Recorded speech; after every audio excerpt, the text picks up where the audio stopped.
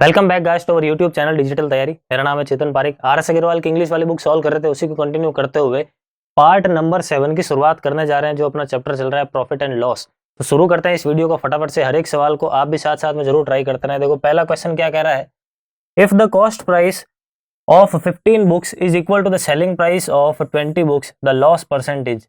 यहाँ पे आपको दे रखा है कि 15 किताबों का सीपी कॉस्ट प्राइस 20 किताबों के एसपी के बराबर है, तो आपको लॉस परसेंटेज पूछा है। इस टाइप के सवालों के अंदर जो लैंग्वेज लिख रखी है, आप उस लैंग्वेज को एज इट इज इक्वेशन के फॉर्म में चेंज कर दो। यहाँ पे लैंग्वेज लिख रखी थी 15 किताबों की सीपी और 20 किताबों के एसपी, तो मैंने इस चीज को इक्वेशन के फॉर्म में लिख दिया। अब यहाँ से कुछ भी नहीं करना है, सीपी और एसपी का रेशियो फाइंड करना है। सीपी और एसपी का रेशियो देख लेते हैं। ये एसपी इधर आ जाएगा डिवाइड में, ये 20 तो उधर ही रहने देते हैं, ये 15 इधर मल्टीप्लाई में इस तरफ आएगा, तो किसमें हो गया डिवाइड में, क्रॉस मल्टीप्लाई कर लिया यहाँ पे। तो कितना मिल रहा है, 5 से काट दिया 4 बार में और 5 से काट दिया 3 बार में, मतलब सीपी 4 है तो एसपी कितनी है 3। अगर 4 की चीज 3 रुपए में जा रही है, इसका मतलब 1 रुपए का लॉस हो रहा है। 1 रुपए का लॉस हो रहा है। लॉस हमेशा किस पर होता है, सीपी पर। लॉस या प्रॉफिट हमेशा किस पर कैलकुलेट करते हैं, सीपी पर। और 1/4 को परसेंटेज में कितना लिखते हैं अपन, 25 लिखते हैं। तो 25% का लॉस, यानी ऑप्शन डी इस क्वेश्चन में अपना करेक्ट आंसर होगा। क्लियर है। आगे बढ़ते हैं अगले सवाल की ओर फटाफट से। अगला सवाल क्या कह रहा है, देखो, if the cost price of 10 articles is equal to the selling price of 7 articles. देखो बिल्कुल सेम सवाल है, तो इस टाइप के सवालों के अंदर क्या करना है, लैंग्वेज को इक्वेशन के फॉर्म में चेंज कर दो। तो 10 आर्टिकल की कॉस्ट प्राइस, 10 आर्टिकल की कॉस्ट प्राइस इक्वल है 7 आर्टिकल की सेलिंग प्राइस के। ठीक है। यहाँ पे ये जो सीपी है और ये एसपी है, सीपी का मतलब है एक पेन की सीपी, या फिर यहाँ पे बुक की बात चल रही है और कोई आर्टिकल की बात चल रही है, चलो तो एक आर्टिकल की सीपी। और एसपी का मतलब क्या होता है कि एक आर्टिकल की एसपी। तो अगर आप उसको 10 से गुणा कराओगे तो 10 आर्टिकल की सीपी बन गई। इसको अगर आप 7 से गुणा कराओगे तो 7 आर्टिकल की सीपी बन गई। तो क्या करना होता है, सीपी और एसपी का रेशियो निकाल लो। कितना आएगा, 7/10। 3 रुपए का देखो प्रॉफिट हो रहा है। 3 रुपए का प्रॉफिट हो रहा है, किसके ऊपर हो रहा है, 7 रुपए के ऊपर। सीपी कितनी है, 7। इसको परसेंटेज में चेंज करने के लिए इंटू 100 कर दिया। अब इसको डिवाइड कर देते हैं। देखो 4 बार में तो पूरा पूरा जा रहा है, 2 आगे चला गया तो 2 बार में पूरा पूरा जा रहा है, 42। ठीक है। 42 और पीछे रिमाइंडर कितना बच रहा है, 14 तक चला गया, यानी 6 बच रहा है और पीछे 7, यानी 42 सही 6/7% का प्रॉफिट होगा। प्रॉफिट है, 7 की चीज 10 में जा रही मतलब प्रॉफिट है, तो ऑप्शन सी इसका करेक्ट आंसर है। क्लियर। आगे बढ़ते हैं अगले सवाल की ओर। A wholesaler buys 20 pens at the mark price of 16 pen to a retailer. The retailer in turn sells them at the mark price, determine the gain or loss percent to the retailer। मतलब क्या है कि एक दुकानदार है, उसने 20 pen खरीदे।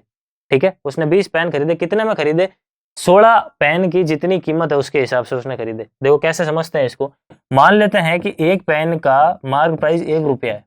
ठीक है, एक पेन की मार्क प्राइस कितनी है, 1 रुपया है। तो उसने क्या किया, दुकानदार ने 20 पेन खरीदे ऐसे करके, लेकिन 20 पेन कैसे खरीदे, 16 पेन की मार्क प्राइस के इक्वल के भाव से खरीदे। यानी मैं यहां से कह सकता हूं कि उस दुकानदार के लिए 20 पेन की जो कॉस्ट प्राइस है, कॉस्ट प्राइस ऑफ 20 पेन, वो कितनी होगी, 16 रुपए होगी, क्योंकि एक पेन की मार्क प्राइस 1 रुपया है। तो उसने 20 पेन खरीदे ऐसे करके, लेकिन मार्क प्राइस के अकॉर्डिंग खरीदे, तो उसको पता चला 16 पेन के बराबर मेरा खर्चा हुआ, तो उसने क्या कर दिया, 16 × 1 कर दिया। यानी मैं कह सकता हूं कि 20 पेन की सीपी कितनी है, 16 रुपए। आगे जब उसने बेचा तो उसने क्या कर दिया, मार्क प्राइस के अकॉर्डिंग बेचा। उसके पास पेन कितने हैं, 20 पेन है। ठीक है, उसके पास पेन कितने हैं, 20 पेन है। उसने जब आगे बेचा तो मार्क प्राइस के अकॉर्डिंग बेचा। एक पेन की मार्क प्राइस 1 रुपया है, तो 20 पेन की मार्क प्राइस कितनी होगी, 20 रुपए होगी। यानी उसकी सीपी तो जेब से 16 रुपए ही गए, लेकिन उसने बेचा आगे 20 रुपए में है। तो 16 की चीज अगर 20 में जा रही है तो आपको क्या हो रहा है, यहाँ पे 4 रुपए का लाभ हो रहा है। 4 रुपए का लाभ हो रहा है, किसके ऊपर हो रहा है, ये 16 के ऊपर हो रहा है। तो 4/16, 4/16 कितना होता है इन टर्म्स ऑफ फ्रैक्शन, 1/4, और 1/4 का मतलब कितना हो गया, 25%। तो 25% का प्रॉफिट, ऑप्शन सी इस क्वेश्चन में अपना करेक्ट आंसर हो जाएगा। क्लियर है। दुकानदार ने 20 पेन खरीदे थे, लेकिन 16 पेन के भाव से। तो यहाँ से खरीदने की बात चल रही है, इसलिए सीपी लिख दी। और जब उसने बेचा तो मार्क प्राइस के अकॉर्डिंग बेचा। 20 पेन खरीदे थे तो 20 पेन बेचेगा। अपन ने एक पेन के लिए मार्क प्राइस को 1 माना है, तो 1 × 20 कितना हो जाएगा, 20 रुपए। 16 की चीज 20 में जा रही है, तो 25% का प्रॉफिट। क्लियर है। चलते हैं अगले सवाल की ओर। नेक्स्ट सवाल क्या कह रहा है, A farmer bought 749 sheep.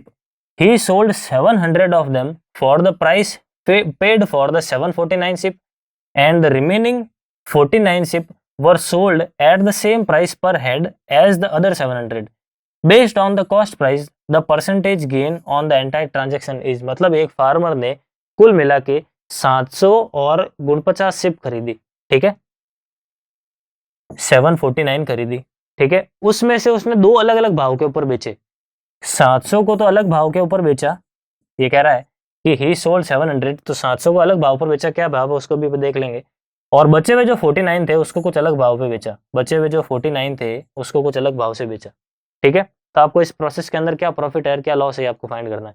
मान लेते हैं उस फार्मर ने जब खरीदी थी ये शिप, तो एक शिप की कीमत x रुपए थी, तो 700 गुण 50 की कितनी होगी, 700 गुण 50 इंटू एक्स कर लूं, तो 700 गुण 50 इंटू एक्स कर लेते हैं। ये क्या हो गई, फार्मर की सीपी हो गई, ये क्या हो गई, फार्मर की सीपी होगी। लेकिन जब उसने आगे बेचा तो किस तरीके से बेचा, देखो, ही sold 700 of them for the price paid for 749 ship, मतलब उसने 700 जो थी, ये वाली जो 700 थी, उसको उसने कितने में बेचा, जितने में उसने 700 गुण 50 एक्स खरीदी थी, ठीक है। यानी मैं कह सकता हूं कि इन सारी की सारी शिप की सेलिंग प्राइस जो है वो इन सब की कॉस्ट प्राइस के इक्वल है, यानी 700 गुण 50 एक्स है। आई बात समझ में। सवाल में क्लियरली दे रखा है कि 700 शिप जो है उसने कितने में बेची, जितने में उसने सारी की सारी खरीदी थी, ये पहली लाइन के अंदर क्लियरली लिख रखा है। सेकंड लाइन के अंदर आगे कह रहा है कि रिमेनिंग जो 49 शिप है, रिमेनिंग 49 शिप जो है वो कैसे बेची, सेम प्राइस पर हेड एज द अदर 700, ये जो बची हुई 49 है उसको पर हेड किस कीमत पर बेचा, जो कीमत पहले वाली 700 की थी। पहले वाले 700 की पर हेड की कीमत कितनी है, देखो 700 की कीमत 700 गुण 50 एक्स है, तो एक की कीमत कितनी होगी, 700 गुण 50 एक्स बट्टा 700 कर दूं, ये आ गई पर हेड कीमत। तो 49 हेड की कीमत कितनी हो जाएगी, तो इसको क्या कर देता हूँ 49 के साथ मल्टीप्लाई करा देता हूँ, 749x डिवाइडेड बाई 700, यानी शुरुआत की 700 के लिए एसपी मेरे पास ये है और बची हुई 49 के लिए एसपी मेरे पास ये है। इन दोनों एसपी को जब अपन टोटल कर देंगे तो टोटल एसपी मिल जाएगी, टोटल सीपी पड़ी है, टोटल एसपी पड़ी है, तो प्रॉफिट परसेंटेज भी मिल जाएगा। तो इसको सॉल्व करते हैं। देखो आगे 7 से काटा तो 100 बार में कट रहा है, 7 से काटा तो 7 बार में कट रहा है, 7 को और इसको गुणा करा देते हैं। देखो 7 इंटू 9 कितना हो गया 63, यहाँ पे आ गया 6, 7 इंटू 4 28, 28 और 6 कितना हो गया 34, यहाँ पे आ गया 3, 7 इंटू 7 हो गया 49, 49 और 3 कितना हो गया 52, डिवाइड में 100 है तो यहाँ पे क्या लग जाएगा पॉइंट। यानी 700 की कीमत तो कितनी थी, 700 जो शिप थी उसको कितने में बेचा था, 700 गुण 50 एक्स में, और बची हुई जो 49 शिप थी उसको कितने में बेचा, 52.43 एक्स रुपए में। इन दोनों को ऐड कर देते हैं तो टोटल मेरे पास क्या आ जाएगी, टोटल मेरे पास यहाँ पे एसपी आ जाएगी। दोनों को ऐड कर देते हैं, देखो तो 749 और प्लस कर रहे हैं अपन 52.43, ठीक है, इन दोनों को ऐड कर रहे हैं तो अपने पास क्या मिलेगी, कुल मिला के टोटल एसपी मिल जाएगी। जो भी टोटल एसपी होगी अपने पास सीपी पड़ी है तो वहां से अपन चेक कर लेंगे प्रॉफिट कितना हो रहा है। अब इस चीज को आपको माइनस या प्लस करने की डायरेक्टली जरूरत है ही नहीं, क्योंकि भाई 700 गुण 50 से इतना ज्यादा है तो एक तरीके से ये प्रॉफिट ही है अपने पास। इनको जब आप ऐड करोगे तो जो भी मिलेगा फिर वापस आप 700 गुण 50 तो माइनस करोगे प्रॉफिट निकालने के लिए, तो ऐड ही क्यों करना, डायरेक्टली यही छोड़ देते हैं। मैं कह सकता हूँ कि ये जो 52.43 है यही मेरा प्रॉफिट है। आई बात समझ में। सीपी कितनी है, तो सीपी है 700 गुण 50, यहाँ पे लिख देते हैं 700 गुण 50, यहाँ पे एक्स था, यहाँ पे भी एक एक्स है, तो ये एक्स और एक्स तो कटने वाला है तो इसको मैंने लिखा ही नहीं। और इस चीज को परसेंटेज में चेंज करने के लिए 100 से गुणा करवा देते हैं, तो यहाँ पे मैंने 100 से गुणा कराया, तो जैसे ही 100 से गुणा कराया ये पॉइंट हट जाएगा यहाँ से, ठीक है। अब 5243 में 700 गुण 50 का भाग लगाओगे तो देखो लगभग 7 बार में ये पूरा पूरा जा रहा है, क्योंकि लास्ट में इसको जब आप 7 से गुणा करोगे तो यूनिट डिजिट भी 3 मिल रहा है, तो एक्जैक्टली मुझे लगता है ये 7 बार में पूरा पूरा चला जाएगा। आप भी एक बार डिवाइड करके देख लो, 100% 7 से ये पूरा पूरा डिवाइड हो जाएगा, यानी ऑप्शन सी इस क्वेश्चन में अपना करेक्ट आंसर है। क्लियर, आई होप अच्छी तरीके से ये सवाल आपको समझ में आ चुका है। बढ़ते हैं अगले सवाल की ओर। अगला सवाल क्या है, if by selling 110 mangoes the CP of 120 mangoes is released the gain percent. ये कह रहा है कि आप जब 110 आम को बेचते हो, सेलिंग प्राइस करते हो, सेल करते हो, तो 120 मैंगो की सीपी के बराबर की कीमत आपको मिल जाएगी। तो जो लैंग्वेज थी उसको इक्वेशन में कन्वर्ट कर दिया। अब वही सीपी और एसपी का रेशियो देख लेते हैं, सीपी और एसपी का रेशियो कितना मिलेगा। एसपी को तो भेज देते हैं, ये 120 इधर आ जाएगा तो कितना है, ये 110 अपॉन में 120, ये कट गया। 11 की चीज अगर 12 में जा रही है तो आपको 1 रुपए का लाभ हो रहा है, 1 रुपए का लाभ हो रहा है। ये 1 रुपए का लाभ किस पर हो रहा है, 11 पर, और 1/11 परसेंटेज में कितना होता है, 9 से 1/11 होता है, तो 9 से ही 1/11 परसेंटेज। ऑप्शन ए इस क्वेश्चन में अपना करेक्ट आंसर है, प्रॉफिट। क्लियर, आगे बढ़ते हैं अगले सवाल की ओर। The cost price of 20 article is the same as the selling price of X article. 20 article की कॉस्ट प्राइस इक्वल है X आर्टिकल की सेलिंग प्राइस की। आई बात समझ में? सिंपल सी जो लैंग्वेज थी इक्वेशन में चेंज कर दिया। यहाँ से देख लेते हैं सीपी और एसपी का रेशियो क्या मिल रहा है मुझे। सबसे पहले तो सीपी को इधर रहने देते हैं, ये एसपी इधर आ जाएगा, एक्स को उधर रहने देते हैं, ये 20 इधर आ जाएगा, तो 20 हो गया इधर कितना मेरे पास x अपॉन 20। यहाँ तक क्लियर? ये हो गया सीपी और एसपी का रेशियो। सीपी और एसपी का एक रेशियो क्वेश्चन के अंदर भी गिवन है, दोनों को कंपेयर करा के एक्स की वैल्यू निकालेंगे। क्या दे रखा है? Profit percentage is 25%। 25% प्रॉफिट का मतलब क्या है? 4 की चीज 5 में जाना। 25 को फ्रैक्शन में क्या लिखते हैं अपन? 1/4। 4 रुपए के ऊपर अगर 1 रुपए का लाभ है, इसका मतलब क्या हुआ कि 4 रुपए की जो कॉस्ट प्राइस थी वो 5 रुपए की सेलिंग प्राइस बन गई।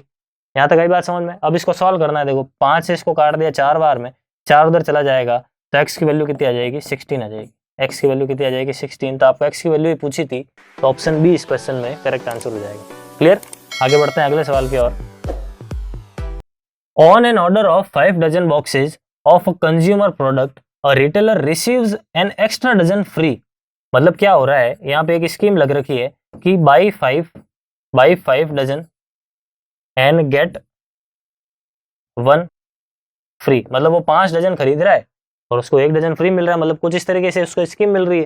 ठीक है, तो ये कह रहा है कि इस स्कीम को इन टर्म्स ऑफ परसेंटेज देखा जाए तो डिस्काउंट परसेंटेज क्या होगा। तो इस टाइप के सवाल के अंदर आपको हमेशा एक छोटा सा लॉजिक ध्यान रखना है कि फ्री में घर पे वो कितने लेके गया, तो फ्री में वो घर पे लेके गया 1। 5 उसने खरीदे थे, उसके ऊपर उसको 1 फ्री में मिल गया, तो फ्री में कितने मिले उसको? 1। और घर पे टोटल मिलाकर कितने लेके गया? तो 5 तो वो है जिसके उसने पैसे दिए थे, और 1 फ्री वाला, टोटल मिला के वो घर पे कितने लेके गया? 6। तो 1/6।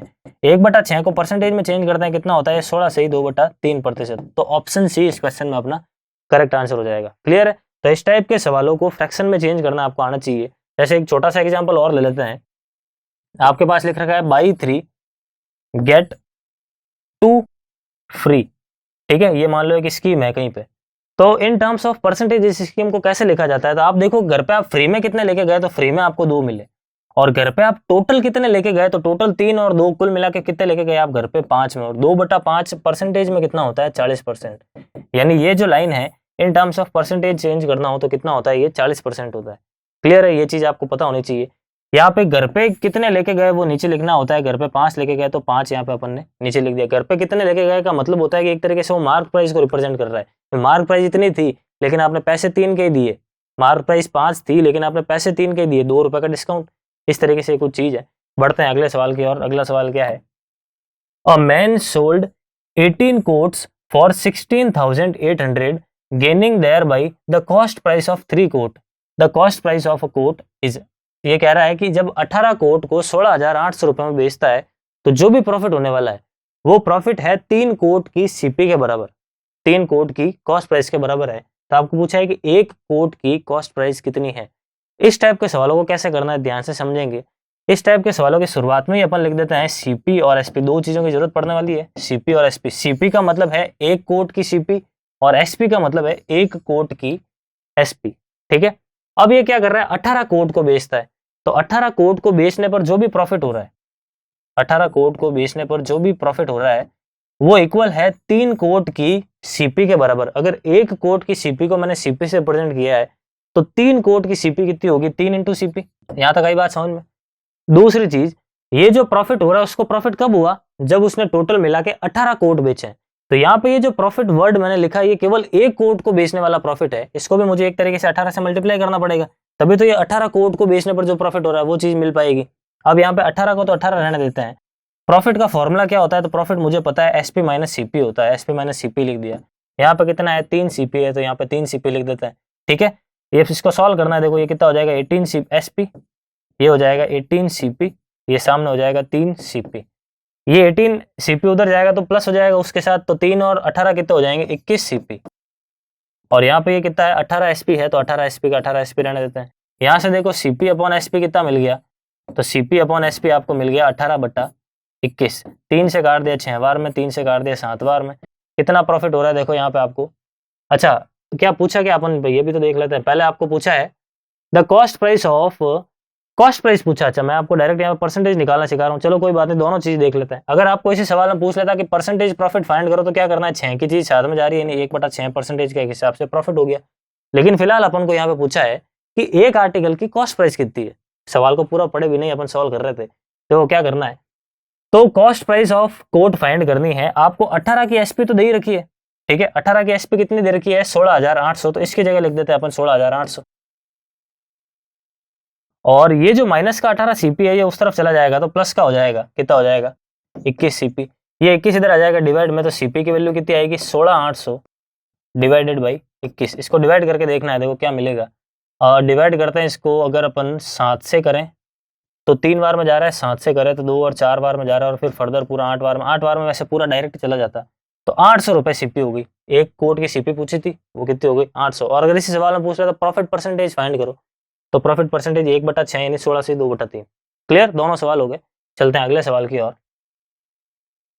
Mohan bought 20 dining tables for 12,000 rupees and sold them at a profit equal to selling price of 4 dining tables. The selling price of 1 dining table is। आपको एक डाइनिंग टेबल की सेलिंग प्राइस फाइंड करनी है। तो फिर से वही सेम टाइप का सवाल है जो अपन ने लास्ट किया था। क्या करेंगे? सीपी और एसपी लिख देंगे। ये सीपी और एसपी क्या रिप्रेजेंट करता है? एक आर्टिकल की सीपी, एक आर्टिकल की एसपी। अब जैसे जैसे क्वेश्चन कह रहा है वैसे वैसे करते जाते हैं। Mohan bought 20 dining tables for 1200 rupees.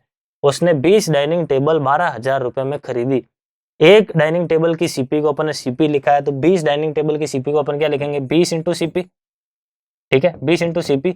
और ये आपको क्लियरली क्वेश्चन के अंदर दे रखा है 12,000 रुपीज। ये हो गई फर्स्ट लाइन, ठीक है। आगे क्या कह रहा है? Sold them at a profit equal to selling price of 4 dining table. मतलब जो भी प्रॉफिट हो रहा है, जो भी प्रॉफिट हो रहा है, ये प्रॉफिट वर्ड केवल एक आर्टिकल के ऊपर हो रहा है, लेकिन इस तरीके से उसने टोटल कितना प्रॉफिट? 20 डाइनिंग टेबल्स बेची है। इन सबको जब उसने बेचा है तो 20 डाइनिंग टेबल बेची है, यानी जो प्रॉफिट है वो 20 डाइनिंग टेबल के ऊपर का है। ये जो प्रॉफिट है वो इक्वल है किसके? इक्वल है selling price of 4 dining table. Selling price of 4 dining table. एक डाइनिंग टेबल के एसपी को अगर अपन एसपी कहते हैं तो 4 की कितनी हो जाएगी? 4 इंटू एसपी। क्लियर। अब इसको सॉल्व करना है। देखो प्रॉफिट की जगह, प्रॉफिट के लिए अपन वही लिखेंगे एक word, SP minus CP. Profit का फॉर्मूला एसपी माइनस सीपी, वो यहाँ पे लिख दिया।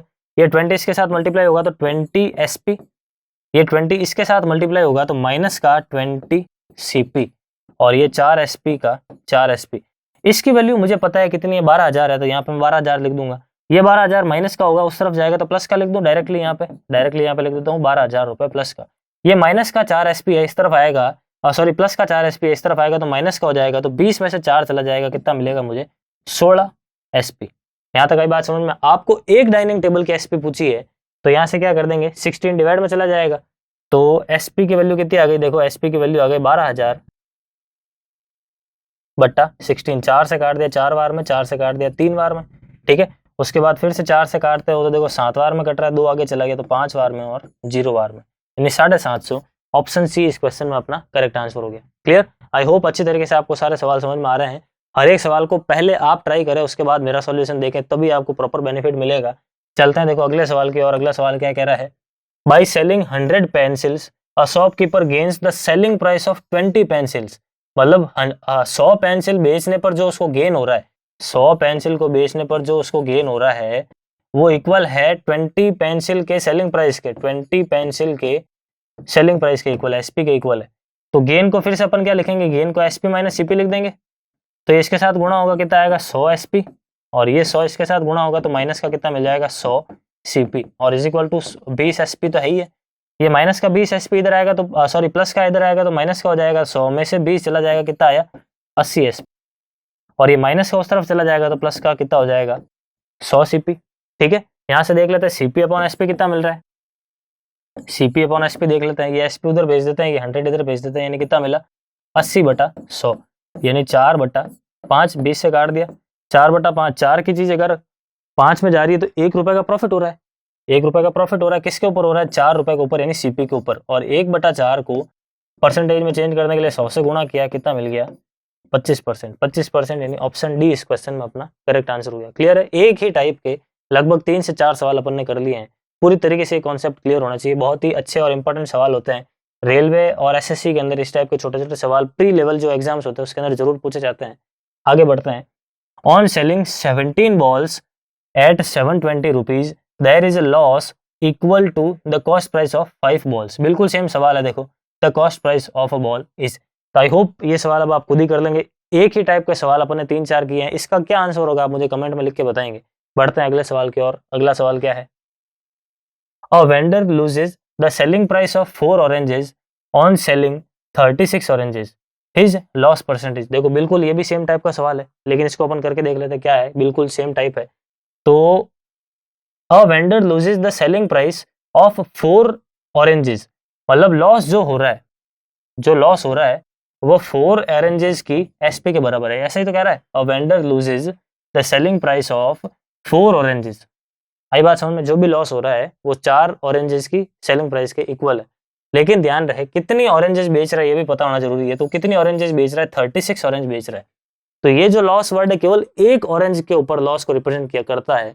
36 टोटल है, तो इसलिए इसके साथ में मुझे एक 36 के साथ मल्टीप्लाई करवाना पड़ेगा, ताकि सारी की सारी ऑरेंजेस का जो लॉस है वो मुझे मिल सके। अब 36 का तो 36 रहने देते हैं। लॉस का फॉर्मूला क्या होता है, तो लॉस का फॉर्मूला होता है सीपी माइनस एसपी, वो यहाँ पे लिख देते हैं। यहाँ पे 4 एसपी है तो 4 एसपी। अब इस इक्वेशन को सॉल्व करना है और लॉस परसेंटेज क्या है वो फाइंड करना है। तो 36 इसके साथ गुणा हो जाएगा 36 सीपी, 36 इसके साथ गुणा होगा तो कितना मिलेगा 36 एसपी, और इक्वल में कितना है 4 एसपी।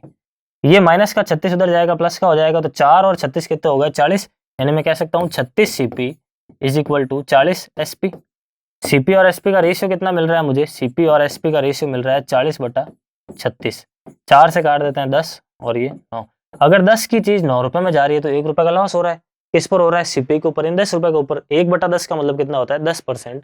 तो 10% का लॉस, ऑप्शन ए इस क्वेश्चन में अपना करेक्ट आंसर होगा। क्लियर। बढ़ते हैं अगले सवाल की ओर। अगला सवाल क्या है, a man buys 2 dozen bananas at 16 rupees per dozen. 2 dozen banana खरीदता है, पर डजन भाव क्या है 16 रुपए। ठीक है, आगे क्या कह रहा है, after selling 18 bananas at the rate of 12 rupees per dozen and the shopkeeper reduce the rate to ₹4 per dozen. मतलब वो क्या करता है कि 18 बनाना को तो 12 पर डजन के भाव से बेच देता है, और बचे हुए जो थे उनको 4 रुपए पर डजन के भाव से बेच रहा है, भाव उसने कम कर दिया। तो इस एंटायर प्रोसेस में उसका प्रॉफिट या लॉस जो भी हो रहा है ये आपको फाइंड करना है। तो क्या कर लेते हैं, देखो 1 डजन की कीमत 16 है, तो उसने 2 डजन खरीदे थे, तो उसकी कीमत कितनी हो गई, टोटल मिला के 32 रुपीज हो गई। कुल मिला के कीमत कितनी हो गई 32 रुपीज। ये हो गई उसकी कॉस्ट प्राइस। उसने सारे के सारे जो 2 डजन बनाना खरीदे थे उसकी कॉस्ट प्राइस मुझे मिल गई, कितनी मिल गई 32 रुपीज। क्लियर है। अब आगे बढ़ते हैं, उसने क्या किया था कि 18 बनाना, 18 बनाना का मतलब कितना होता है, 18 बनाना का मतलब एक तरीके से 3/2 डजन। 18 बनाना का मतलब क्या होता है 3/2 डजन, यानी 1.5 डजन। सिंपल सी बात है, 1 डजन में 12 है तो 18 का मतलब कितना 1.5 डजन।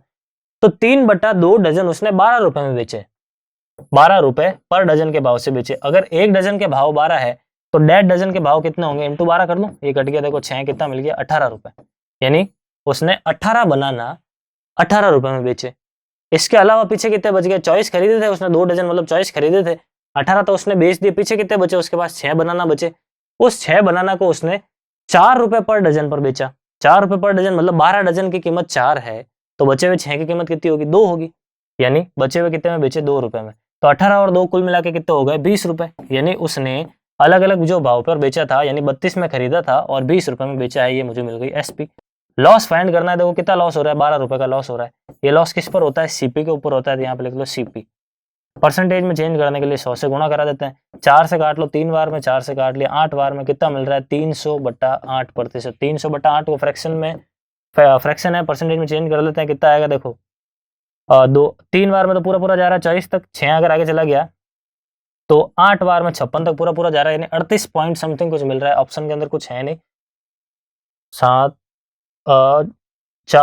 सॉरी 3 बार तक पूरा पूरा चला गया, यहाँ पे आ गया 6, और फिर 8 × 7, सॉरी यहाँ पे 37 आएगा, 8 × 7 होता है 56, 37 पॉइंट समथिंग, 37 पॉइंट समथिंग करके केवल एक ही ऑप्शन है, तो ऑप्शन डी इस क्वेश्चन में अपना करेक्ट आंसर हो गया। क्लियर। तो गाइज आई होप सारे के सारे सवाल आपको अच्छी तरीके से समझ में आ चुके हैं। अगर आपको वीडियो पसंद आता है तो लाइक और शेयर जरूर करें। आज आगे आने वाले जो सवाल है उनको अपकमिंग पार्ट्स के अंदर सॉल्व करेंगे। Thank you. Please like, share, subscribe digital तैयारी।